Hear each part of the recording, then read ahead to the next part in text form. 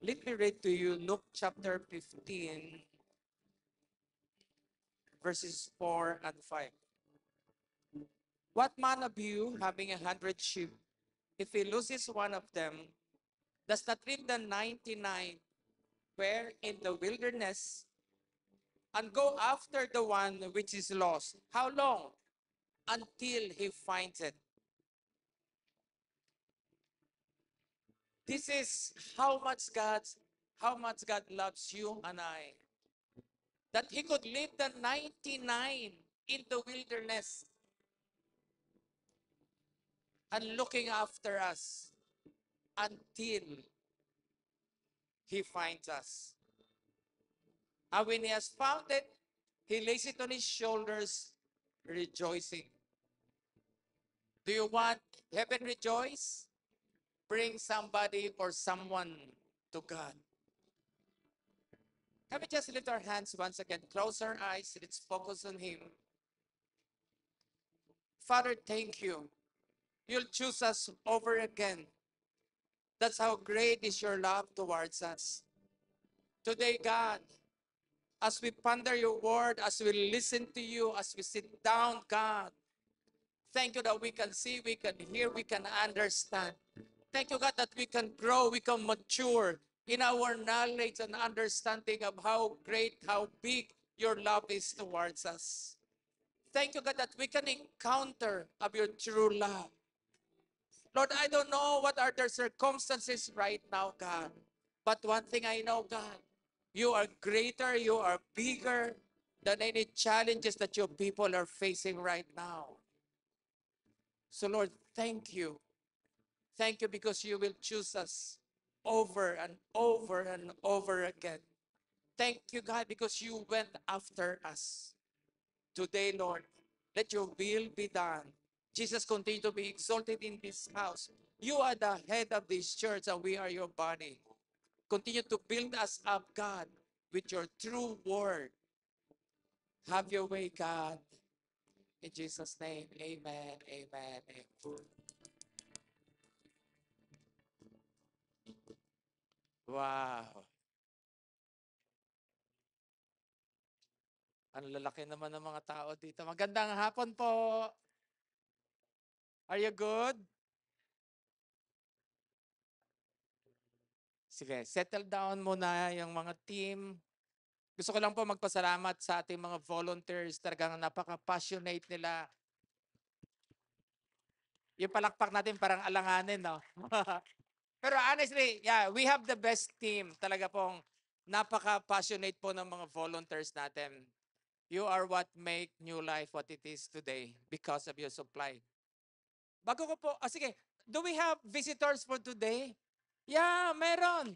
Welcome yung first-time visitors natin. Welcome to New Life. Welcome po. Welcome, welcome. How about second-timer? May second-timer, ayun. At ayun, asan nagwapo niyong asawa? Ah, ayun. Hindi kayo nagkatabi, no? Welcome po, welcome, welcome. How about third time? Meron tayong third timer, fourth timer. So everybody, welcome to your house. Ito yung pamangkin namin ni Julie. Di ko alam kung pang ilang beses na pumunta. Welcome, Nicole. Welcome. Gusto niyo ba makarinig ng good news? Gusto ko lang, mula pa kaninang umaga, overwhelmed ako na sabihin po sa inyo na last Sunday po ay, since we came back after the pandemic, last Sunday po ang pinakamadaming first-time visitors natin. We have 27. Ang dami, no? 27 visitors. Samantalang in a month's time, nag-average tayo ng 50 to 60 visitors. Pero last Sunday, talagang di ko alam kung anong ginawa ninyo, nambudol kayo. Pero nevertheless, ibang yung pumunta yung mga tao, 27 of them. Talaga ang Lord lang ho ang pwedeng gumawa nun. And also, yung ating pong services, yung dalawa natin sa cinema hanggang dito, kung i-combine natin yung attendance natin, ay para tayong nag-service ng 3 puno sa cinema at sobra pa. Parang hindi rin kayo masaya doon. Diyos lang ho ang pwedeng gumawa nun. Kaya nga, sabi ko nga sa mga leaders, um, we are not after the number. Kasi, of course, we are after the one. Kasi ultimo nga siya, he went after the one eh. Pero you cannot stop the church from growing. Kaya, again, hindi natin target na makahit tayo ng, kasi actually yung 500 halos na andyan na lang eh. Kasi almost 450 plus tayo last week. So sabi ko sa kanila, actually yung target natin makahit tayo ng 1,000. Siyempre dadaan ka ng 700. Kung paano, hindi ko po alam. Pero yun lang po yung nasa heart ko. Okay, let's go back to the subject. Ito po yung subject natin. We are talking about this subject for the second Sunday na po. Ang ating topic ay go after the one. So last week po, naintindihan po natin that God could leave the 99 sheep na hindi nawala in the wilderness and go after the one. So meaning, that's how valuable a single sheep or a single tao in His eyes. Because you know what's my takeaway for last Sunday's teaching? The one thing that can make heaven rejoice, yung nga po, yung makapagdala tayo ng tao sa Kanya. So kung gusto nating maging masaya si Lord sa kalangitan, the angels are rejoicing in heaven, bring someone in the kingdom of God. Tama po. It's in the Bible. So sundan na lang po ninyo kung kayo po mahilig sa Facebook, sa YouTube. Paki-like naman no ninyo yung ating New Life Taguig. Okay, let's continue. Let's go to Luke chapter 15 verse 11. Medyo mahaba po siya. Pero wait, ito na lang aking ibibigay kasi ang dami pong verses eh. The chapter 15:11 is about the prodigal son. Pero ang gusto ko lang pong i-emphasize sa inyo, dito ako sa verse 24.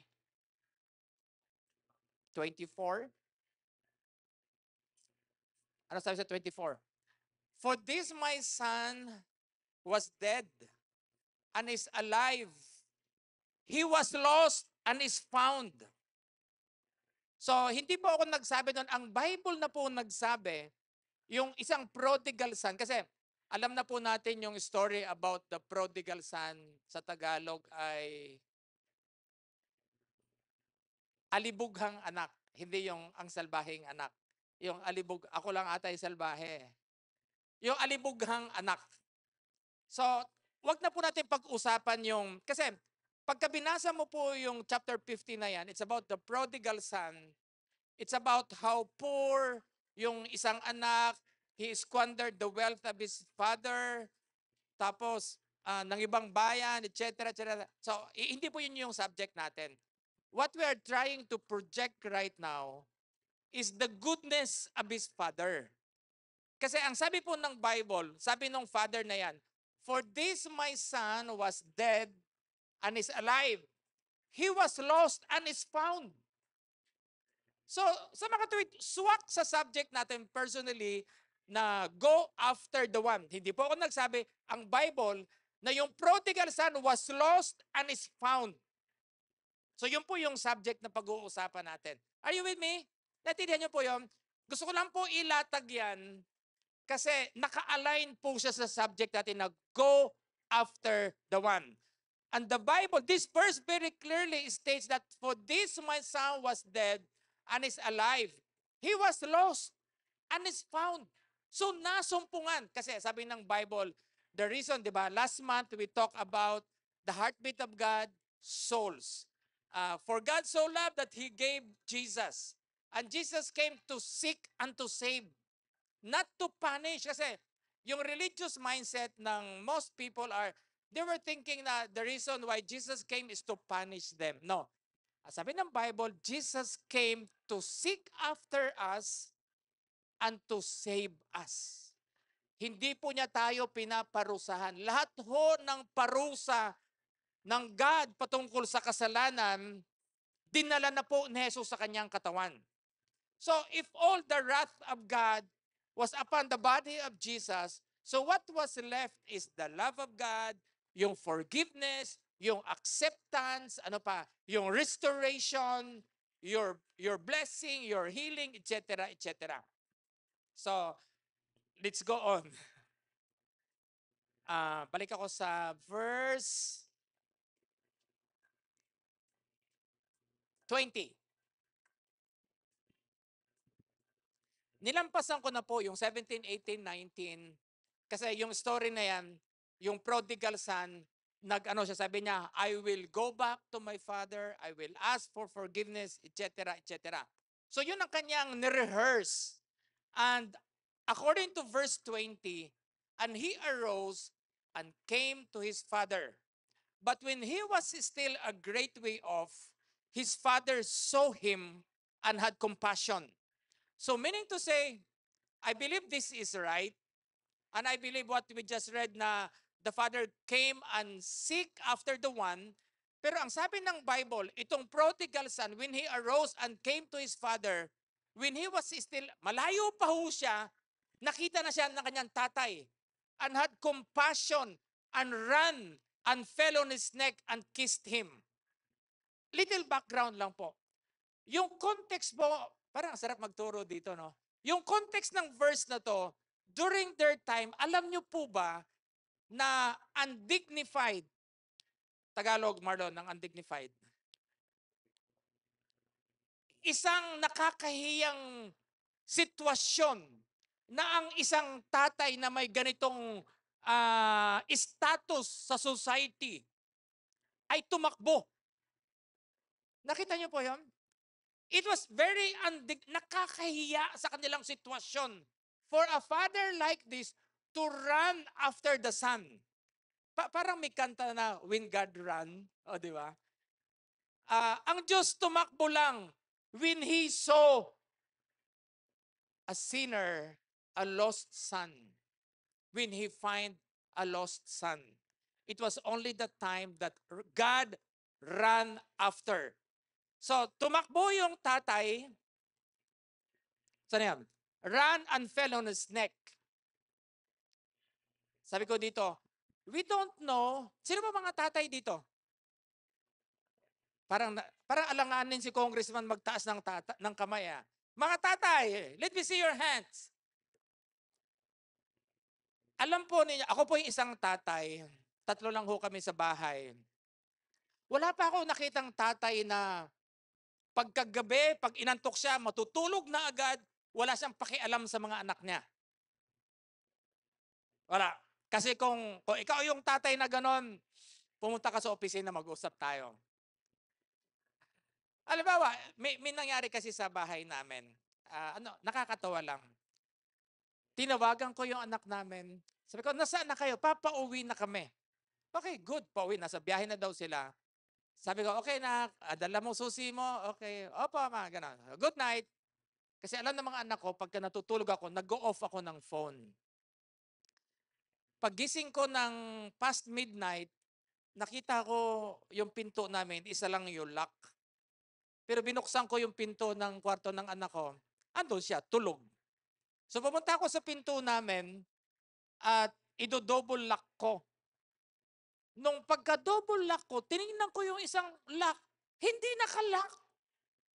So balik ulit ako sa kwarto, ido-double check ko kung baka wala nga yung anak ko. Naandun sarap ng tulog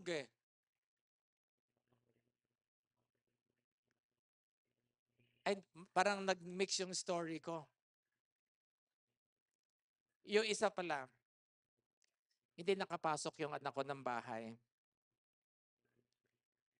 Magkasunod kasi yun Hindi naka-double lock, wala yung anak ko. So binuksan ko yung phone ko. Sabi niya, pa, doon ako kay kuya nakitulog. Naiwan niya pala yung susi, nakasabit doon sa sabitan. Pagtingin ko, naandun nga. Tapos kagabi lang nangyari na pagpasok niya, hindi rin niya nailak yung pinto. Ang ibig ko pong sabihin, halimbawa, itong story na to, hindi natin alam yung back story kung bakit yung tatay nagmamasid, nag-aabang. Naintindihan niyo po yon?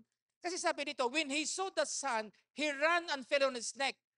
We don't know how many sleepless nights the father waited just for his son to come home. We don't know how many untold stories about the father seeking for his son. What I believe is what the Bible said, that God is not giving up on us. God, your God, the God that we're serving, He never sleeps and He never slumbers. Hindi po pakuya-kuya-kuy ang Diyos natin. He is always on the lookout kung sino sa kanyang mga anak yung bumabalik sa kanya. So that's why it's not on the son. This is good. Listen to this. It's not on the son's rehearsed dialogues. Remember, sabi nung anak, this will I do. I will say, Father, forgive me. Just make me one of your hired servants, etc., etc. It's not the son's rehearsed dialogues, but on the father's goodness and grace. It's not the son's rehearsed dialogues that made him accepted or forgiven. It's in the goodness of his father. Sino naniniwala nun? Kasi actually, if you can read the verses, when the son came home, and nirehearse na niya yung kanyang sinabi, pero the father never bothered listening yung kanyang rehearsed tralala. Mamaya, I will show you. It's not on our performance that will deserve forgiveness, but it is on God's finished performance. He showed us kindness, forgiveness, mercy, and grace. That is why, when the son came home, di ba, sabi ng verse 20, when he was still far, his father saw him and ran and fell on his neck and kissed him. Sabi ng 21, ito na yon. Father, I have sinned. Parang gano'n. Yung kanyang nirehearse na pagpapakumbaba, paghingi ng tawad. Pero ang sabi ng 22, di siya pinansin ng tatay. Sabi ng tatay, bring out the best robe and put it on him. Put a ring on his hand and sandals on his feet. So, therefore, we could say that it is not about our rehearsed word that gain us His forgiveness. It's about His goodness. It's about His mercy. In fact, yung verse na yan, hindi pinansin nung tatay yung sasabihin ng kanyang anak. Pero ito po, actually, ito yung gusto kong i-deliver sa inyo. Tatlong bagay, ano nga ba yung exact term ko? 3 things happened, or 3 things that were restored when He found us. Sabi nung tatay, bring out the best robe. Pakisabi po, best robe. Gusto niyo ng sample? Hindi, joke lang. Siyempre, best robe yan. Naka-robe yung wife ko. Listen to this, ha. Yung best robe na yan belongs not to one of the servants, but to the father, and is saved for special events and celebration. Di ba? Yung robe ay for special occasions yun eh. Kaya nung makita nung tatay yung kanyang anak, sabi niya, bring out the best robe. Ano ang significance? Why the father bring out the best robe? Actually guys, talking about the best robe na sinasabi ng Bible, hindi lang yung maganda. Kundi ang sabi ng context ay long robe, mahaba. It could be seamless. It could be a status symbol that only a select few rich people could afford. So sa kanilang society, this kind of robe ay identity ng mga taong may sinasabi kahit hindi nagsasalita. 'Di ba? May arrive, may dating. So it was a symbol of honor and status. Having that kind of long robe was worn by the upper class in their context. So by requesting this robe for his son who had just returned after squandering his father's wealth, the father was just covering his physical nakedness, but he was also reinstating his honor, his place in the family. and erasing the shame that came with his prior actions. Could you imagine guys itong prodigal son, naging katulong doon sa ibang lugar. To the point na ang kinakain niya ay kaning baboy. So when he came back, when his father saw him and ran after him, he restored his identity. You are my son. Okay lang kayo? Sure? Naintindihan niyo po ako? Sino may 1,000 peso bill dyan? Pero nga, Marlon? Wala? Wow. Pero nga. O ito, malapit dito. Marami mga pera tong mga to. Okay, 500. Pero 1,000 sana kasi yung pinakamalaking bill eh. Ayan. Salamat po sa offering. Akin na yung 5. Joke lang. Look at this, guys. How much is this? 1,000. Pagka nalaglag yan, inapak-apakan mo yung 1,000.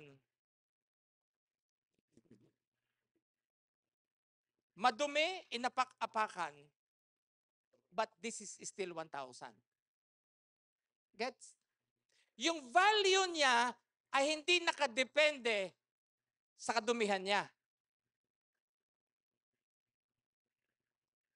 His value is dependent on the backing of our central government. Ganon din po sa buhay natin.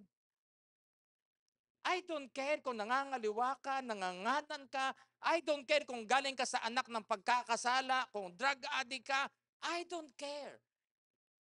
Because the world is trying to dump on us as if that is our value. No. Remember this prodigal son. Kaning baboy na ang kinakain.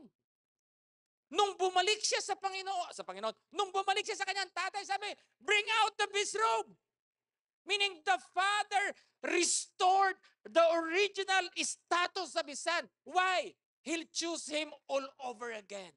Kagaya po ng ating kinakanta. Ito po, sukli nyo. Did you see that? Nakita nyo po ba yun? So, when the father, because of this gesture of the father, especially in front of his household, sa harapan ng madlang people, it is a public proclamation that the son's past is over. Not only is over, it's forgotten. And his original status as part of the family remains unchanged. Ganun po tayo minsan eh. Parang na-invite sa isang kainan, anong gusto mo? Konteksto ng mga Pinoy. Kung ano lang meron dyan. Diba? Kunyari, paano tayo? Pa-humble tayo kung ano lang meron dyan. Wala namang menu na kung ano lang meron dyan.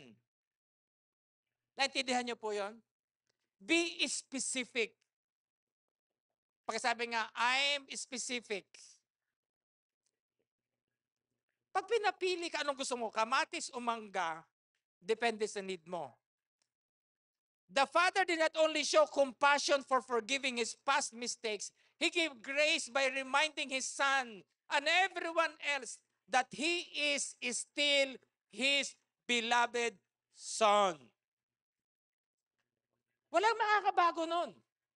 Your sin, don't you know guys that your sins, our sins won't determine our identity? What we do is not our identity because our identity is we are sons and daughters of Christ. So wag po nating, ang demonyo lang po gumagawa, no, na pinipilit ka, halimbawa, pagka basurero ka, sasabihin, basurero ka. Yan ang pakialam ko. Yung trabaho mo would not define your identity. You can never be defined by your work. Alam niyo po ba yon? Naalala ko dati, basta may isang lugar na, basta, ayaw ko anong ginawa, basta parang tumitingin ata ako ng mga ganyan-ganyan. May nagtanong sa akin, Sir, Anong trabaho mo? Hindi ko sinabing pastor ako. Ano palang negosyo nyo? Sabi ko, kaluluwa. Sabi niya, may punerarya kayo. Ayan, nakakatawa ng konti. Okay, next. The father first restores his son's position in the family, signifying that the son is not a mere servant, but holds all the rights and privileges of being a family member.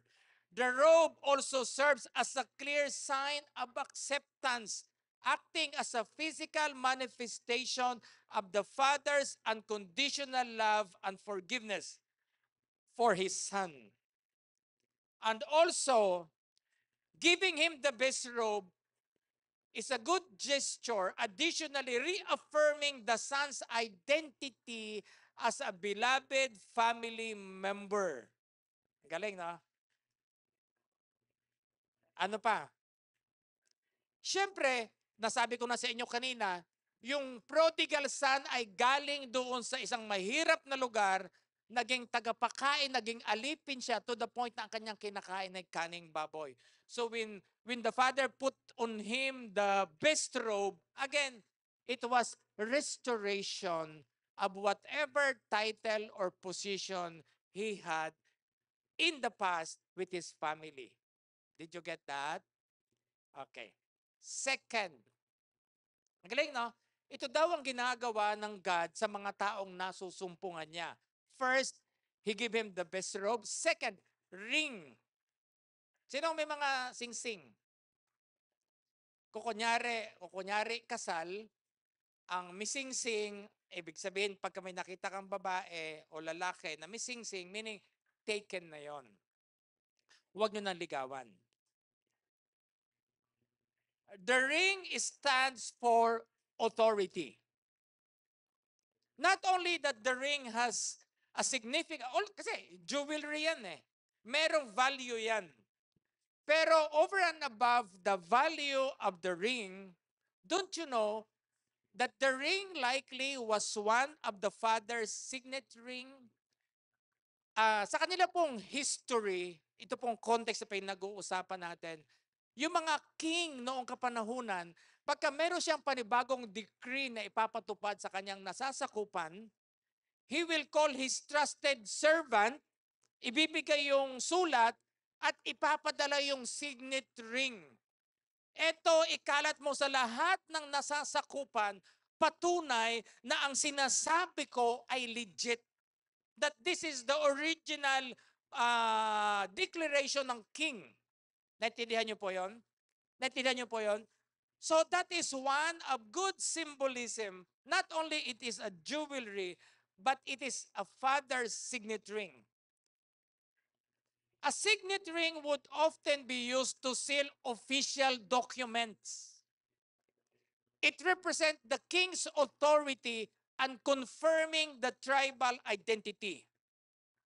Ibig pong sabihin nun, by looking lang doon sa singsing na daladala ng anak, makikita mo na anong status sa sosyudad na meron yung isang family. Naintindihan niyo po? Okay. The ring would have more than just financial value. It symbolizes the father's authority and trust, effectively restoring the son's position in the family. It can also be seen as a symbol of eternity, continuity, and completeness, which parallels the theme of endless love and grace throughout the story of the Bible. That once you are forgiven, alam niyo po ba yon? Once you are forgiven until eternity. Once you are saved for life. Wala pong expiration yan. Parang sa wedding lang, wala naman po expiration ng kasal eh. Till death do us part. So ganun din po sa forgiveness, sa mercy ng God, it has no expiration. Hanggang sa bumalik na tayo sa langit, naandun pa rin yung grasya ng Panginoon.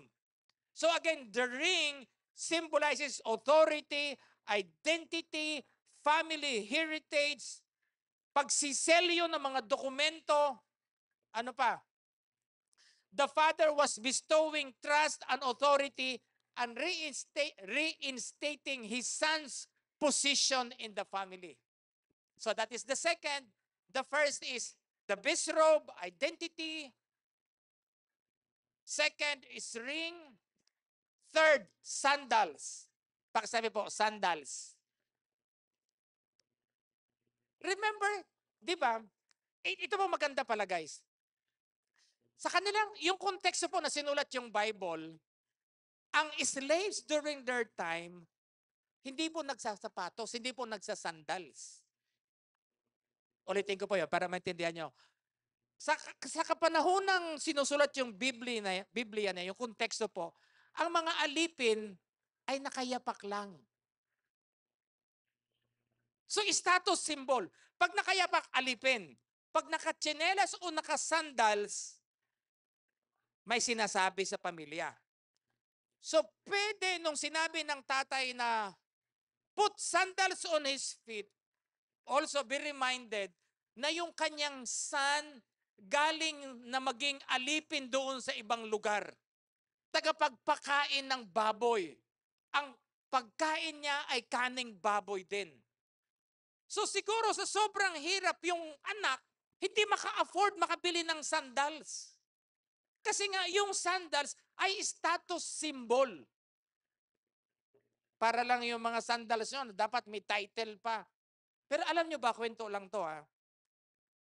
Di ba nung uso dati yung mga TV, yung mga flat screen TV, bumili ka lang ng TV sa Divisoria. Mamimili ka kung anong brand. Ididikit lang yung sticker. Anong gusto mo? Sony? Ididikit lang. Nung una ho, ganun na ginagawa. Para lang yan sa University of Recto. Pumunta ka lang doon, graduate ka na kagad. Pero hindi po ganun pinag-uusapan natin. When the father said, put a sandals on his feet, remember, ang ibig sabihin ng tatay sa kanyang madlang people, sa harapan ng kanyang mga kababayan, sa harapan ng kanyang mga katulong, the son, listen to this guys, the son is not to be treated as a slave or a servant, but as a free person and a full member of the family. Parang apelyido lang yan. Kung may option lang ako magpalit ng apelyido ko, gusto kong apelyido ay yung mayayaman sa Pilipinas eh. Kaso hindi eh. Ibang apelyido mo, ibang apelyido ko. Yun ang disenyo ng God. So the son is not to be treated as a slave or a servant, but as a free person and full member of the family. This simple act of providing footwear reinstates the son's lost dignity and reaffirms his status within the family. Not only na yung sandals nakakatulong ho para makapaglakad ka sa malayo, but also this will enable you to travel and interact with the other people and also protect our feet. Tama? This could also represent the son's renewed ability to walk a righteous path, now guided by the wisdom gained from his previous misadventures and the forgiving love of his father. So, ibig sabihin po nun, when the father said, put him on new sandals, para hindi na siya bumalik doon sa path ng kahirapan. Kasi afterward, he was being restored to the status na meron siya sa kanyang family. Naintindihan niyo po ba yun? So when a simple person turn to God, three things that God the Father reinstates. He put us the best robe, He put a ring on our finger, and He put sandals on our feet. Then afterward, ang galing nito. Sabi ng 23, pagkatapos i-restore, ano nangyari? Sabi ng tatay, and bring the fatted calf here and kill it, and let us eat and be merry. Chibugan na. Ito pinakagusto natin para mag-Sharon. Hindi. Kainan na. After ng restoration, sabi ng Father, let us feast and be merry. Nagkatay sila ng baka. Yung batang baka. Naalala ko, sa dami ho ng naatinan kong kasal, meron akong natinang kasal ng isang mayaman doon sa probinsya namin. Diyan kami sa Green Hills. Pambira, pika-pika pa lang bago pumasok sa dining, 2 litsong baka. Sabi ko, wow. Litsong baka, pika-pika pa lang yon bago pumasok sa main dining. Eto, pagkatapos ng restoration ng kanyang son, sabi ng tatay, magkatay ng baka, magsaya tayo at kumain. Di ba? Usually, yun ang culmination ng anumang events, happenings, kainan. Tama? Sa kainan ho, walang nag-aaway. Kasi busy sila sa mga nakalatag na menu. Kaya kung may kagalit kayo, imbitahin nyo lang para focus sa pagkain. Tingnan ninyo, once everything is restored, celebration follows after to seal everything. Once you realize how valuable you are in the eyes of God, celebrating God's goodness as unstoppable. The moment you understand that you are forgiven, you are accepted, what will come out of your mouth is thanksgiving. Lord, salamat. Ano daw ang pagkakaiba ng taong relihiyoso kumpara sa taong naniniwala sa grasya ng Panginoon? Ganito daw yon. Sabi ng isang taong relihiyoso, mas mahal ko si Lord kumpara sa iyo. Lord, love you, love you, love you, Lord. Pero yung isa namang naniniwala sa grasya ng Panginoon, ganito sa magsalita, mahal ako ni Lord. Mahal ako ni Lord. Ipinagmamalaki niya yung pagmamahal ng Diyos sa Kanya.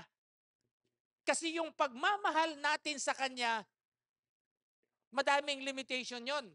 Minsan, nawalan ka lang ng pagkain, galit ka na. Minsan, pag gising mo, hindi maganda gising mo, galit ka na. Diba? Pag nag-away kayo ng asawa mo, nawala na yung love.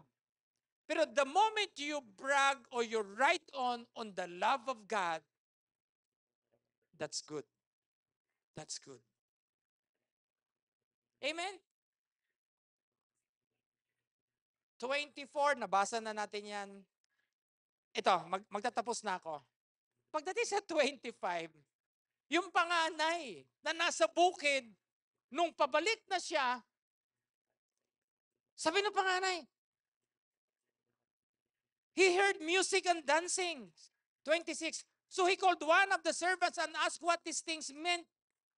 And he said, bumalik kasi yung anak, yung kapatid mong mabait, yung salbahe mong kapatid, na lumustay ng kayamanan nyo, bumalik. Pinatawad ng tatay mo. Ibinalik yung robe, binigyan ng singsing, binigyan ng sandals, nagkatay pa ng pinatabang baka. Ano sabi na 28? He was angry. Nagalit yung panganay. Hindi ko sasabi magagalitin yung mga panganay. Nagalit yung panganay. Ayaw na niyang pumunta. Sino uli ang pumasok sa picture? Therefore, his father came out and pleaded with him. Listen to this. Nung umikse na uli yung tatay, pinakiusapan ng kanyang anak na panganay, sabi nung kanyang panganay, Tay, basahin niyo sa basahin natin 29, basahin natin lahat. 1, 2, basa. So he answered and said to his father, Lord, this man, I never transgressed your commandment at any time, and yet you never gave.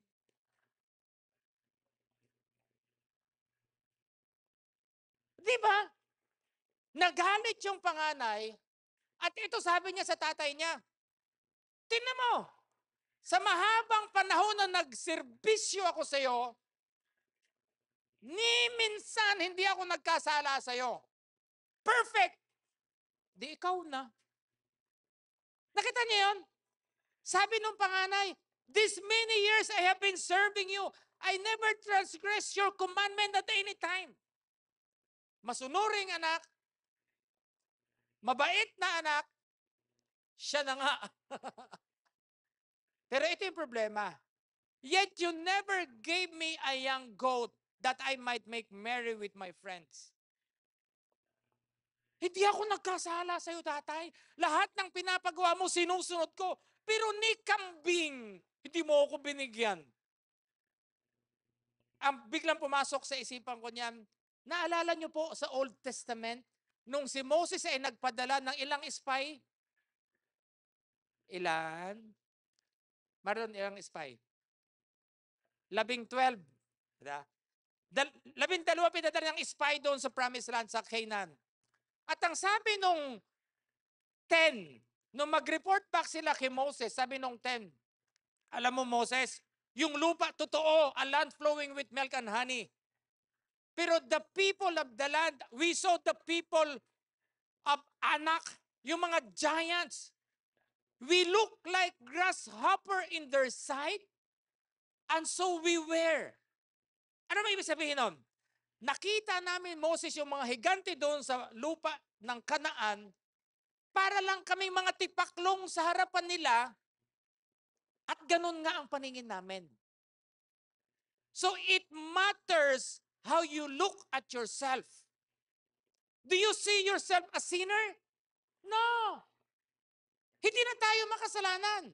We are blessed. We are forgiven. We are accepted. Remember, yung pinag-uusapan natin?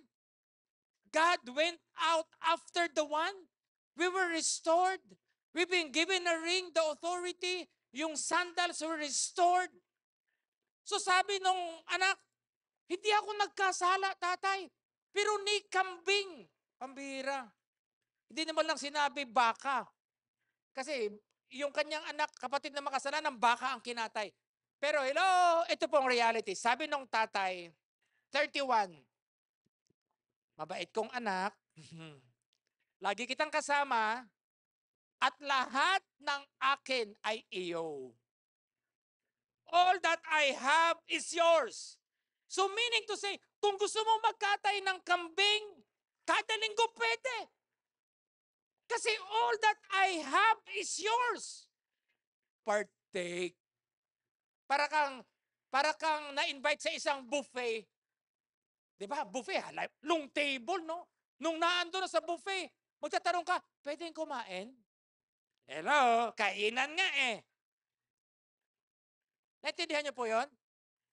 So ganun ang sabi ng tatay. Son, you are always with me, and all that I have is yours.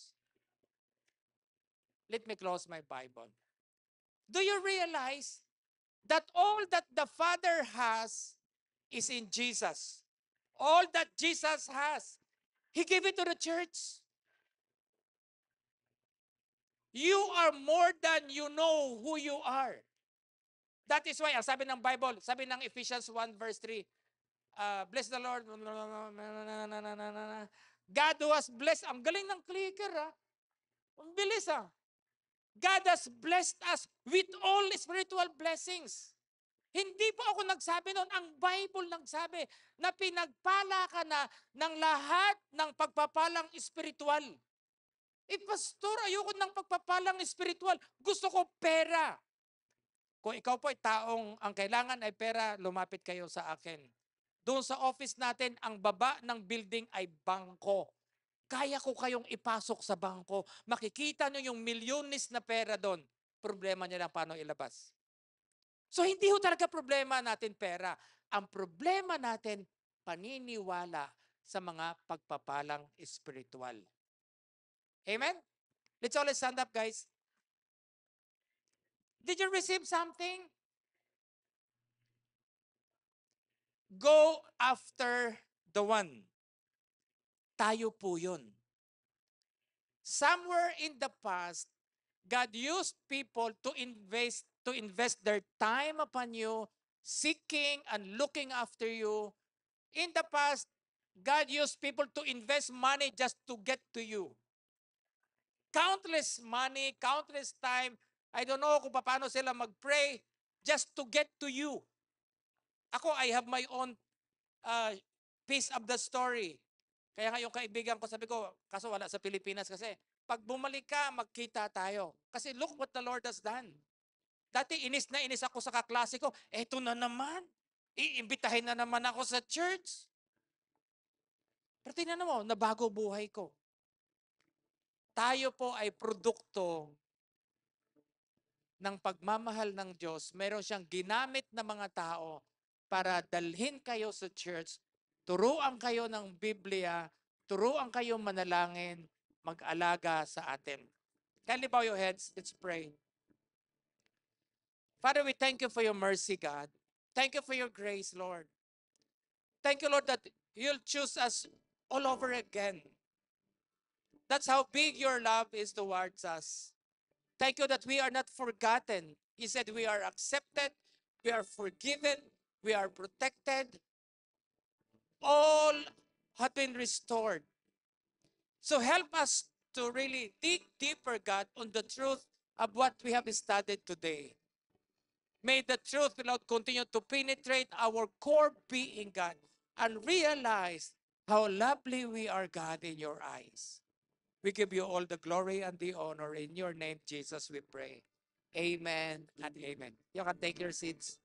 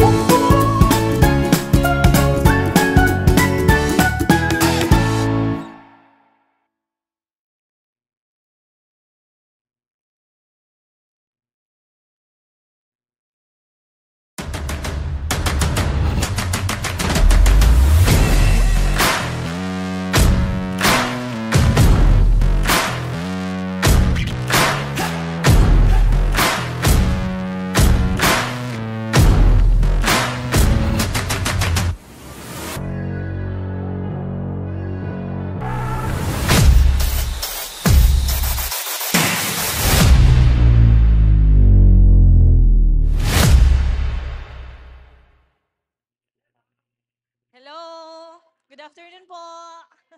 Hallelujah! Are you blessed?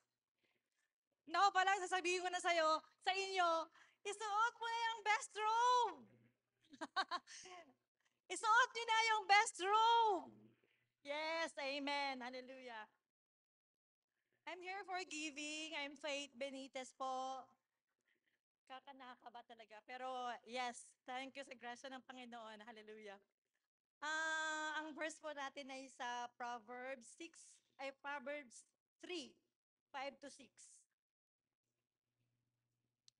Trust in the Lord with all your heart and lean not on your own understanding. In all your ways, acknowledge Him, and He shall direct your path. Amen. Thank you for the word. Hallelujah. Thank you, Jesus. Paano ko ba ito umpisaan? Gusto ko lang po i-encourage kayo kasi I believe tayo po ay mga giver and I believe na we do our tithes and offering every Sunday na meron tayo. Yes.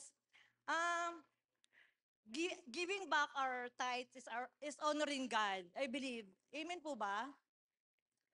Then uh, our giving is the fruit of our generosity. Uh, we are individual, unique individually. Pero I believe po na meron tayong generous heart. Amen po ba? Ah, gusto ko lang po i-share itong kasi nag-ask po ako kay Lord. Sabi ko, Lord, ano bang gagawin ko? Gusto ko mag-level up yung way ng pagbigay ng aming tithes and offering. Paano po ba ako? Help me, Lord. Sabi ko, paano ba ito i-level up? And then, ito po yung direction ng sinabi niya. Yes, I believe na mapupulutan din niyo ito. Pero ito ay 3 times ko palang ginawa. Pero just want to share kasi I believe magagamit niyo rin to sa ating spiritual life, our Christian walk. Ano po ang ginawa ko, sabi ko, Lord, I want to have this yung finance namin na maiayos namin ng maayos, ma-handle namin ng maayos, maging good steward po kami. Sabi ko, Lord, yes, may bago akong gagawin dahil sa tulong mo. Sabi ko, Lord, i-give ko yung, dadalhin ko yung tithes ko dahil alam ko may passive income naman kami. Malayo pa lang at hawak ko na yung amount na yon. Sabi ko, Lord, ito, ibibigay ko tong tithes ko, tithes naming family. You will do the rest. Sabi kong ganon. Kasi I believe at peace ako sa mga natira. Kunyari, mayroon kang 10,000. So, binigay mo na yung tithes mo. Yung 9,000 na yon, at peace ka na si Lord ang bahala doon. Hindi mo ba man hawak yung parating yung passive income mo? I believe na hindi ka na maliligaw doon dahil binigay mo na yung para kay Lord. In-honor mo na siya. Inuna mo na siya. Then, doon na po papasok yung pagiging generous natin. Dahil yung naiwan sa'yo, alam mo na, kung ikaw ay giver, madali mo nang, kung ikaw naman ay medyo madaling makakita ng bagay na gusto mo para sa sarili mo, alam mo na, hindi ka na mag-aalala na wala pa si Lord. Ngayon, sabi mo nang, yes, Lord, at I'm peace. At peace ako dahil nabigay ko na ang para sa'yo. Now, dito po papasok yung ating encounter ng mga kabataan. Dahil ikaw ay generous, I believe every one of us is generous. Amen po ba? Yes. But before that, alam ko na nagsuot na kayo ng robe. No condemnation kung hindi na nakapag-tithes. But you can do it now. No condemnation po, but you can do it now. You can use the robe, the best robe. You can you can wear ito. Then, papasok ko po dito yung income. Dahil we are generous, I believe na the one, ipapasok ko si the one, you can so one person. Amen po ba? Pero hindi naman to sa pilitan. Alam ko na naman, you have the heart. I believe na mga kabataan po ay good ground. Amen po ba? Yes. Pwede tayong lumapit kay Kuya Josh, kay Kuya FK. This coming June 28 and 29. Ready to invest? Are you ready to invest? Para sa income? Yes, I believe may mag invest. Dahil we are generous po, di ba? Tama po ba? Amen. Din sa pledges din po natin, I believe na may mag-deliver na po. Kung nasa puso niyo po, mag-pledge po. Pwedeng-pwede po. This is for the glory of God. Alam po natin na ang ganda ng place natin. Hindi tayo limitado dito sa oras ngayon. 2 hours. Hindi katulad sa kabila. Amen po ba? His house project po, we can pledge also. Then, giving time. Let's pray po. Hallelujah. Thank you, Jesus. Thank you, Lord, for your generosity to us, O God. Salamat po, Panginoon, for faithfulness, O God. Salamat, Panginoon, na ikaw ay patuloy at patuloy na nagmamahal sa amin, Panginoon. Yes, Lord, alam ko, Lord, na ikaw ang magbibigay ng siksik-liglig o maapaw pa sa amin, sa iyong mga anak, Panginoon. Thank you, God, na ikaw ang patuloy na protect. Salamat, O God, na hindi lang sa aming finances, O God. Salamat, O Lord, na we believe, O Lord, na hindi namin bibigyan ng opening ang devour, Panginoon, na nag-cover. We know, O God, that you are the comforter, the shelter, the magsishield sa aming finances, Panginoon. Salamat po, God. In Jesus' name we pray. Amen and amen. Thank you, Sister Faith. Gusto ko yung kanyang practical tip. Talagang ikinakapamuhay talaga nila yon. While you are giving, gusto ko lang po sana mag-thank you sa inyo. Thank you for your generosity. Ako personally, nakikita ko yung increase ng finances na pumapasok sa simbahan. Halimbawa, FYI lang, transparent naman po ako. Yung giving natin, nagre-report sila sa akin ng Tuesday. So pagka Tuesday, kasi may staff meeting kami ng Tuesday, nakikita ko kung magkano pumapasok na pera. Many times, napapa-hallelujah talaga ako. Sabi ko, God, talagang napaka-generous mo. Napaka-generous ng mga taga New Life. Tumayo na po kayo kasi baka mapapreach pa ako. So again, we have an ink camp, first ever na gagawin natin ink camp or encounter camp this month of June. So that is almost 3 weeks to go. So you can send someone, kung ako nagkakamali, 14 years old pataas. Tama ba? 14 years old pataas. 13? 13? So 13 years old pataas. Anong height? Joke lang. 13 years old ang edad, pwede po. At kung hindi naman kayo magpapadala ng anak, you can sow a seed, no pressure. Let's close in prayer. Father, thank you for everything you have done. Lord, thank you that today, up until another Sunday again, God, may your face continually shine upon your people, God. We speak your grace, your mercy, your abundance, your generosity, God, your healing, your favor, your protection, God, be experienced by all your people today, up until another Sunday again, all for the sake of the plan. In Jesus' name, amen. Thank you po.